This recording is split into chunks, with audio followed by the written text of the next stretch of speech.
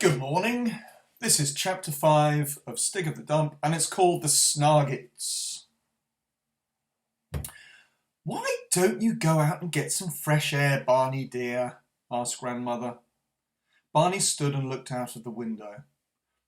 Doesn't look very fresh to me, he grunted. A yellow fog hung over the trees outside. The smoke from the back kitchen chimney stirred itself into it, and there seemed to be a smell of distant cement works. Never mind, dear, it's better than stuffing indoors all day. All right, Granny, I'll go out.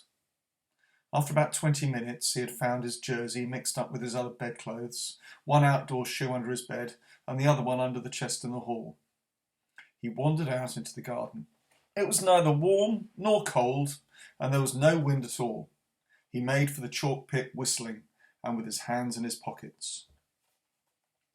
As he came near the edge of the pit, he stopped whistling and stood still. There were voices coming from the bottom of the pit. His pit! Well, perhaps it wasn't his pit. It didn't even belong to Grandfather, or did it? Perhaps holes in the ground didn't belong to anybody. All the same, he was quite annoyed that other people should be poking around down the pit. He went cautiously to the edge and peeped over. Down there, among the tin cans and other rubbish, were 3 boys of about his own age or older, dressed in jerseys and trousers that were grubbier and more tattered than his own, and grey tennis shoes with holes in the toes. They all had long, rather greasy hair. Barney recognised them. They were the Snarget boys, part of a large family who lived in an old house with tarred weatherboards, and were always getting into trouble. At least that's what the grown-ups said. But then, who didn't get into trouble? The Snargets seemed to be building themselves some sort of shack for themselves, out of dead branches and old trees of corrugated iron, with a lot of horseplay and cries of, "No, that way, clever! Like this, you see!" Barney crawled to a place where a twisted tree trunk grew from the very edge of the cliff, hid himself behind it, broke off a handy-sized clod of clay and roots from the cliff edge, and hurled it at the roof of the shack. It curved through the air towards the target, but missed, and landed almost noiselessly on a mossy log. Barney chose himself another clod, and threw it. This time it struck the bottom of an upturned pail and exploded like a little bomb, scattering bits of clay over one of the Snargets. "Here! Who's chucking dirt?" cried the first target suspiciously. "I never," said another Snarget. "Must have been him," he added, pointing to the third and youngest. "Leave off, will ya?" said the first Snarget, "or I'll do ya, see?" "I never done nothing," protested the youngest Snarget. "Oh, you didn't, did you?" said the first. "No, I never." "Well, don't do it again, that's all." At the top of the cliff, Barney, the cause of the trouble, chuckled to himself and broke off another clod. This time his aim was true, and the clod landed fair and square on the sheet of iron with a most satisfying clang. 3 Snarget heads popped out at once like ferrets out of rabbit holes. "I told you someone was chucking dirt," said the first Snarget. "And I told you it wasn't me," said the youngest. They looked around, scowling at the floor of the pit. "All right, it's no use hiding, we can see you," called the eldest Snarget. Barney hugged himself in silence behind his tree trunk. He knew this was just bluff. They hadn't even looked in his direction. "It's old Albert, I bet," said the middle-sized Snarget. "He's been and followed us." We can see you, Albert," called the first Snarget. "Come out of that bush or we'll come and do ya." They were standing looking at the far end of the pit with their backs to Barney. With great care, Barney broke off as big a clod as he could find and aimed it again at the roof of the shack. It hit and exploded with another loud clang, scattering pieces all over 3 Snargets, who ducked wildly and clutched at each other, and then looked foolish at being taken by surprise. They whispered fiercely among themselves, pointing at places on the cliff edge. Come from behind us, did it? No, he's up there. There he is. Don't be daft. He's up there in them bushes. I tell you, I saw him. They all pointed in different directions at the edge of the cliff. It's all right, Albert, called the eldest Snarget. It's no use you hiding yourself up there. We're coming to get you.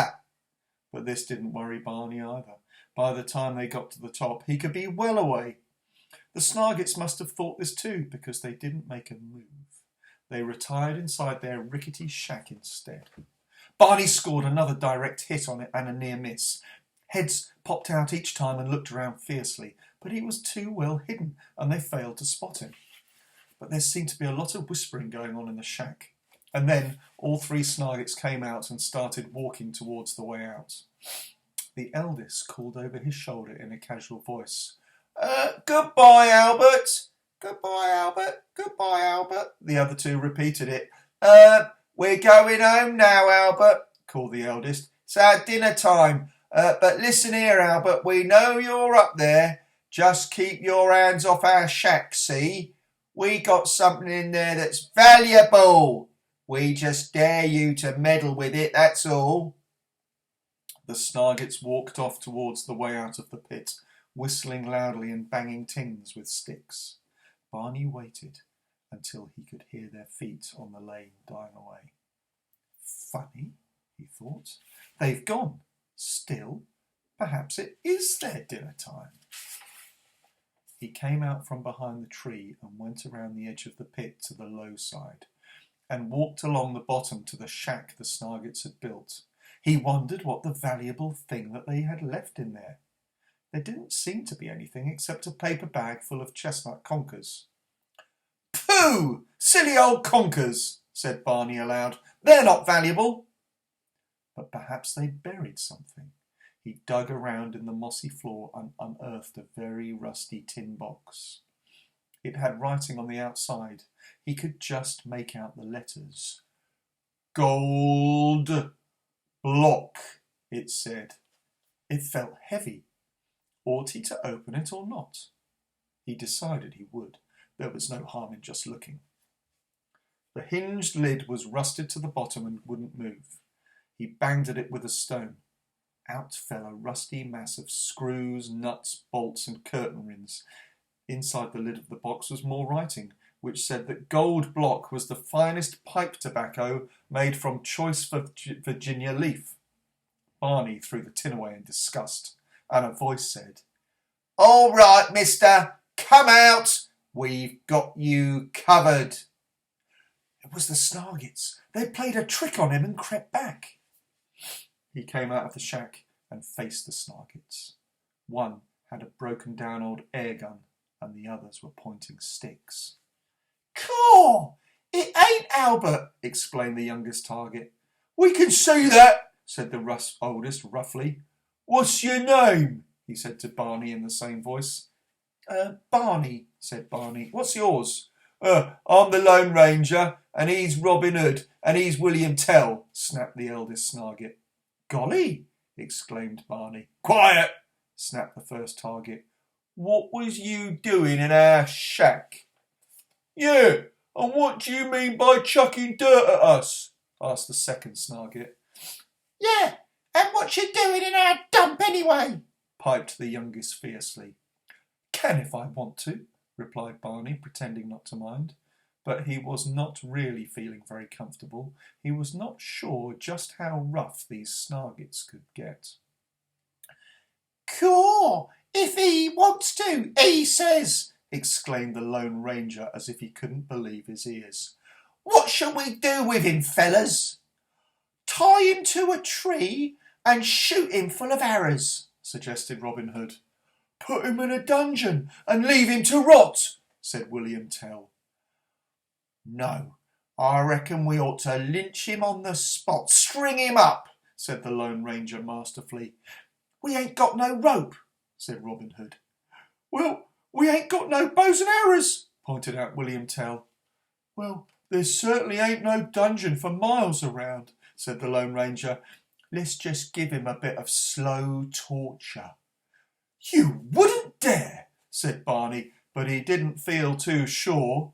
Oh, wouldn't we? Sneered the Lone Ranger. That's what you think. We often do, don't we, fellas? Do it all the time, don't we? Give people the slow torture. Yeah, and shoot him full of arrows, agreed Robin Hood.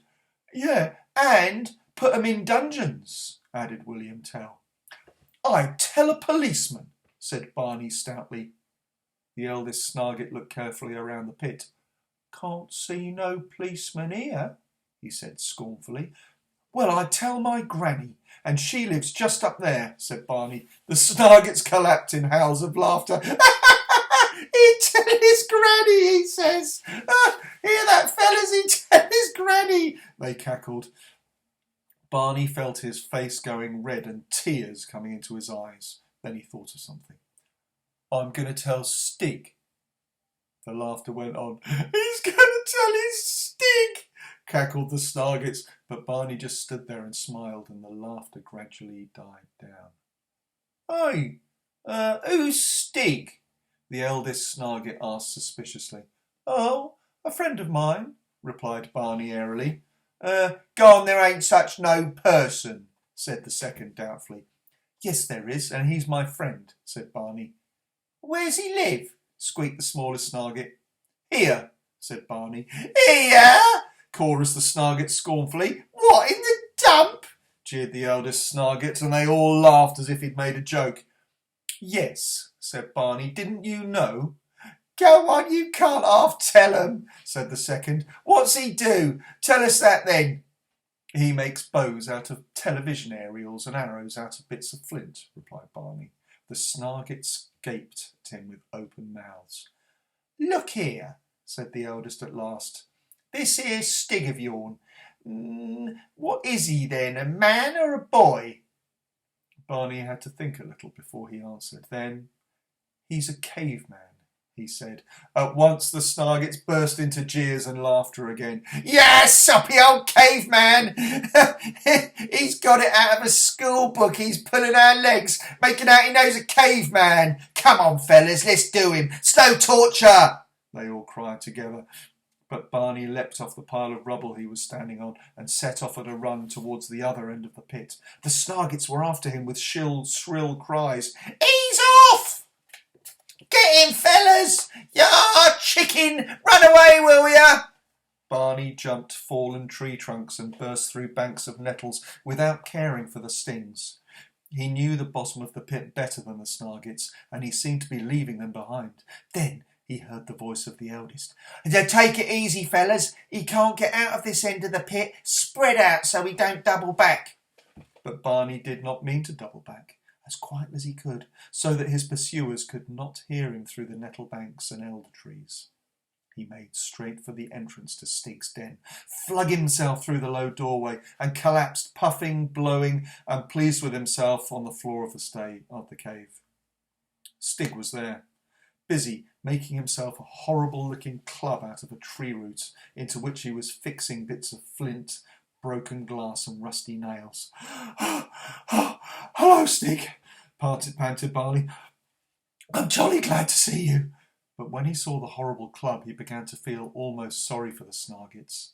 He couldn't set this monster onto three little boys who hadn't really done anything to him yet. It may have only been a game after all. You never could tell with the Snargets. Barney just smiled uncertainly at Stig, and Stig returned to him with a friendly grin. Then, from outside, came the sound of the Snargets calling to each other. Has he gone your way, Ted? No, I ain't seen him. Must be hiding round here somewheres. They were the sounds of the undergrowth being beaten and stones being flung into bramble patches. Stig listened and looked at Barney suspiciously, but Barney made signs to be quiet. Caw, wait till I gets my hands on you, Mr. Barney, wherever you are, came the voice of the eldest Snarget. I'm all nettle stings on one side of me face. We'll roll him in the nettles when we get him, and that's what we'll do. He sounded as if he meant it, and Barney felt he was not quite so sorry for the Snargets. Footsteps crackling on dry twigs sounded quite close to the den. Barney moved further back into the cave and made signs to Stig to do the same, but Stig stayed near the entrance, bristling. Suddenly, The voice of the youngest Snarget piped up excitedly. There's a knoll here! A knoll! Come out of it! And a large lump of chalk came flying in through the entrance and hit Stig smack on the side of the head. Roar! Stig gave one roar and charged out of his doorway. Barney threw himself after him to see what would happen. The youngest Snarget gave one pop-eyed disbelieving look at Stig and turned and fled, sobbing and screaming. Ah!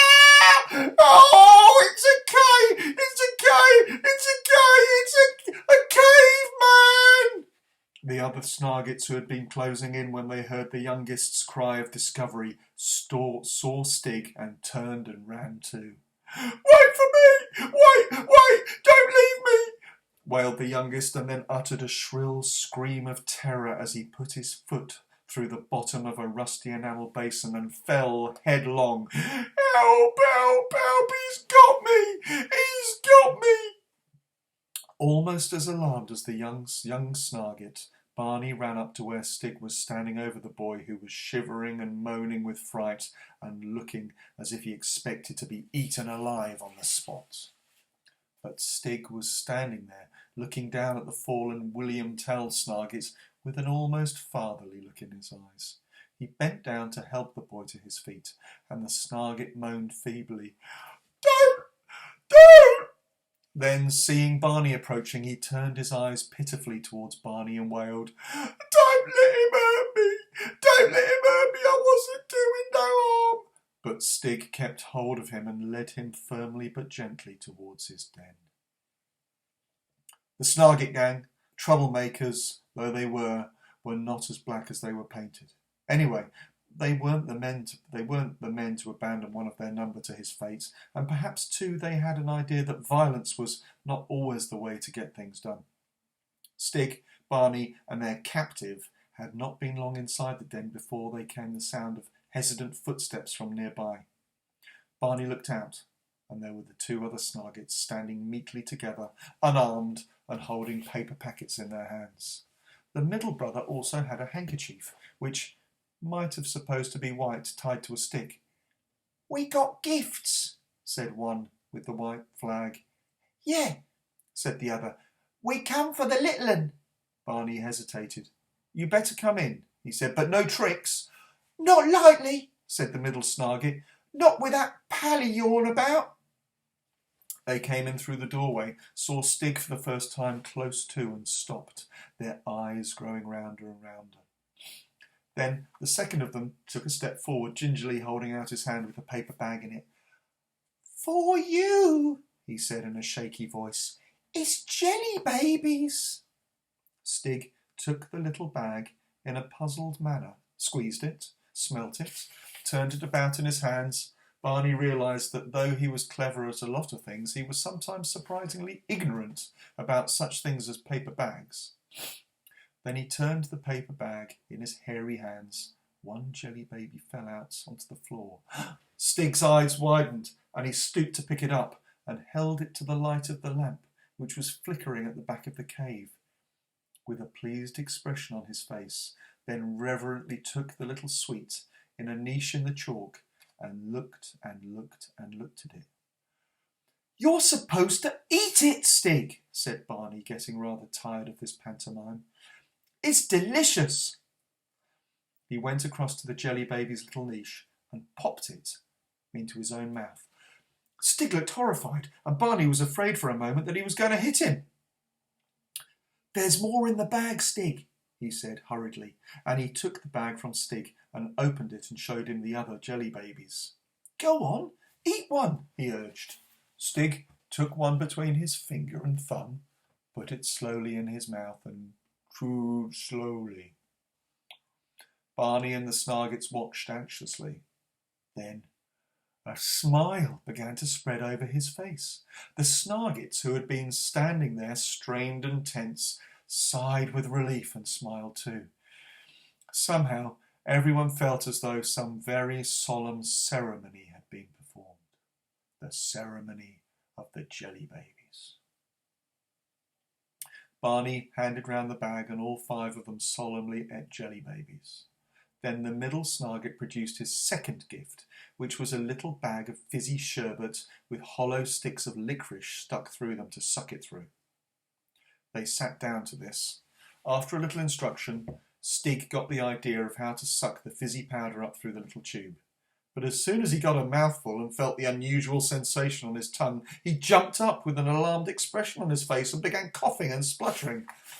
And the Snargets weren't sure whether to laugh or be alarmed too. But Barney banged Stig on the back, which impressed the Snargets even more and managed to soothe him down again. Finally, with a flourish, the eldest Snarget produced a pack of Woodbine cigarettes and handed them round. All three Snargets took one as if it was quite a usual thing to do. But this time it was Barney's turn to hesitate and wonder whether he could. As if he wished to show that they were all friends now, Stig took one, beaming, and without even looking to see what the others were doing with theirs, put it in his mouth. The smallest Snarget suddenly exclaimed, "Here, he's eating it!" And before they could do anything, Stig had chewed up the little tube of tobacco and swallowed it with great satisfaction. The Snargets lit their cigarettes in the lamp. Barney immediately choked on his and threw it away, disgusting, and decided he didn't like smoking at all. The smallest Snarget puffed away and turned first white and then green. The other two looked quite happy, but Stig, though he ate another one, could not be persuaded to send it up in smoke, what he considered to be nourishing food. The Snargets began to feel at home. "He's all right, your pal Stig," said the eldest Snarget to Barney. "He don't say much, though, do he? Don't he speak English?" "Smashing place he's got here and all," said the second. "Caw! Look at them old spears." "I weren't really scared of him," piped up the youngest. "I was just tending that I was." "Yeah, nor we were really going to do you no harm or to old Barney here, was we, fellas? It was all just playing and make-believe, weren't it? Reckon old Barney and his pal Stig are all right, eh, fellas? What do you think?" The others agreed in chorus. Barney felt a warm feeling inside now that the Snargets reckoned he and his friend Stig were all right.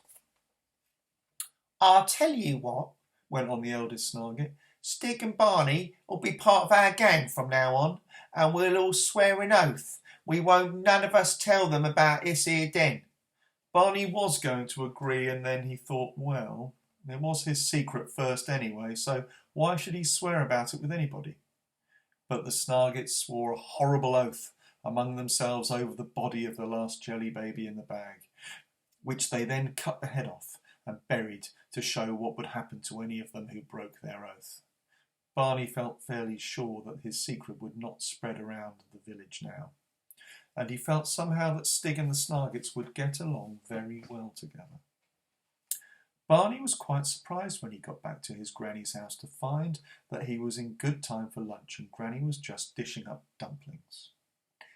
"Did you find something nice to do outside, dear?" asked his granny. "Not a very nice day." "I had super fun with the Snargets, Granny. First I bombed them, and they were going to lynch me or torture me or something, but I got away to Stig's den, and they thought Stig was going to eat one of them, but we ate babies instead. You know, jelly babies." "Oh," said Granny. "Aren't the Snargets rather rough boys for you to play with?"